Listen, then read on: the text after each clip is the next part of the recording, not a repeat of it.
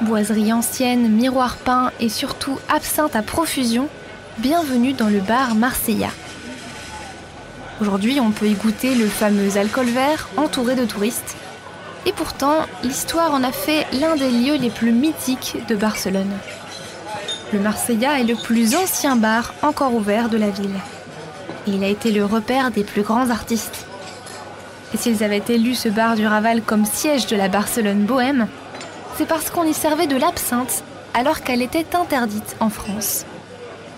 Je suis Clémentine Laurent et aujourd'hui, l'historien Pao Moncho va se glisser dans la peau du célèbre Ernest Hemingway pour nous faire entrer dans l'histoire du bar Marsella. C'est l'une des 1001 histoires de Barcelone.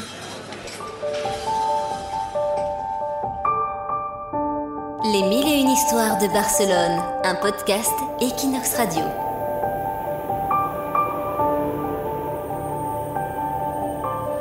Après le premier verre, vous voyez les choses telles que vous voudriez qu'elles soient. Après le second, vous voyez les choses qui n'existent pas. À la fin, vous finissez par voir les choses telles qu'elles sont. Et c'est la chose la plus horrible qui puisse vous arriver. Avec ces mots d'Oscar Wilde en tête, je me dirige vers le bar Marsella. L'alcool a toujours été un refuge par la peur, l'angoisse et l'anxiété. Et ces trois-là sont assez nombreux ce jour-ci dans les rues de Barcelone. La semaine a été très dure, avec des bombardements intenses sur la ville. Je suis arrivé à Barcelone il y a quelques semaines. Journaliste de guerre qu'il m'appelle. Nous sommes en 1938 et la République espagnole est menacée par le fascisme. Et il faut que le monde le sache. Il me faut écrire, raconter l'absurdité du totalitarisme. C'est dans cette Barcelone menacée par la guerre que j'ai découvert le Marsella, un bar centenaire dans les rues labyrinthiques du cœur de la ville. Après les dures journées à Barcelone, l'absinthe m'aide à réchauffer mon cerveau, à générer l'alchimie de la créativité dont j'ai besoin. Il est encore tôt quand je rentre dans l'établissement. Il n'y a pas grand monde. Je repère rapidement une table fond, à côté du bar. « Bonsoir, monsieur Hemingway. Vous êtes de retour? Vous aimez ici? »« Bonsoir, don José. Oui, j'aurais bien cherché l'inspiration pour m'aider à commencer la journée. 9h du soir et vous commencez la journée maintenant? Ah, c'est américain. Enfin, qu'est-ce que je vous sers? 3 verres d'absinthe, s'il vous plaît. » Alors que don José me sert, je jette un coup d'œil à l'établissement. On dirait que le temps s'y est arrêté. La peinture du plafond a une couleur entre jaune et orange, et elle s'écaille par endroits. Les miroirs sont tous couverts de terre.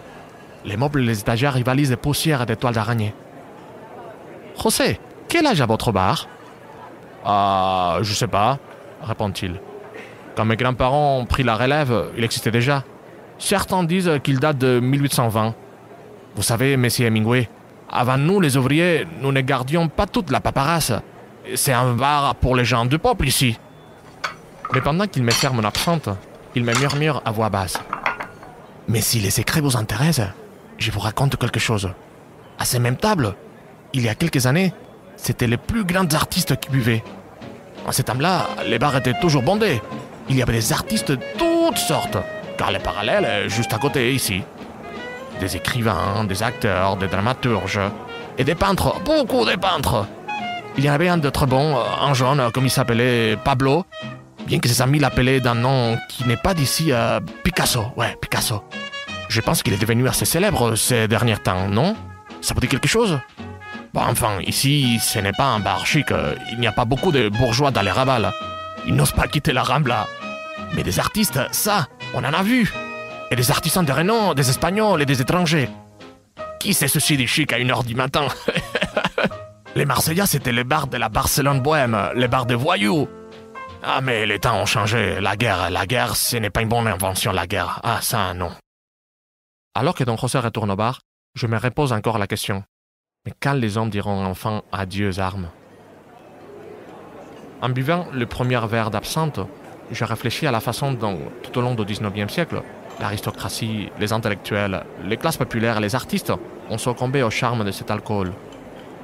Les courants bohèmes la considéraient comme une source d'inspiration pour leurs œuvres et la choisissaient comme muse, la surnommant la fée verte. Parmi ses plus fidèles consommateurs, on retrouve Vincent van Gogh, Edgar Degas, Charles Baudelaire, Oscar Wilde. Et j'apprends ici que Pablo Picasso l'a consommé à la même table où je le bois maintenant. Si cette liqueur a connu autant de succès, c'est parce qu'on la vendait dans les commerces et pas dans les pharmacies, même si, au départ, la plante était utilisée à des fins médicales. Après mon 3e verre et des dizaines de pages de notes dans mon cahier, une jeune femme s'assoit à mon côté. Je lui demande comment elle s'appelle, et elle me répond « Je suis la fée verte ». Je sais que le principe actif de l'absinthe peut produire des hallucinations, d'où son nom poétique, mais cette femme semble si réelle. Elle me raconte des blagues qu'elle sait dans certains Pablo. Entre rire et faux rire, un homme au visage familier s'approche de moi. Il parle bizarrement, mais je crois comprendre qu'il veut m'accompagner jusqu'au taxi et qu'il me ramènerait à l'hôtel. Du mieux que j'ai pu, je salue la demoiselle et le Marseillais. L'homme que je pense connaître me pousse dans le taxi et dit un mot au chauffeur par la fenêtre. J'ai fait signe de la main pour dire au revoir au Marseillais et l'homme me salue de la tête. Je reconnais maintenant Don José. Derrière lui, la demoiselle m'écrie alors. « Écris, Ernest! Écris! Écris et ne t'arrête pas !» Tandis que sa silhouette s'estompe dans l'obscurité de la rue de Marseillais.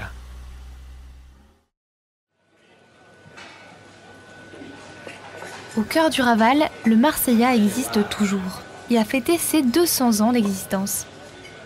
Même s'il est plus un repère à touristes qu'un repère d'artistes, il continue d'accueillir les visiteurs dans son ambiance hors du temps.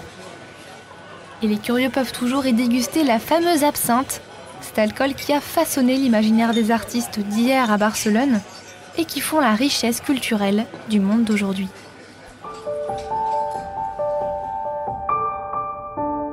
Les 1001 histoires de Barcelone, un podcast Equinox Radio.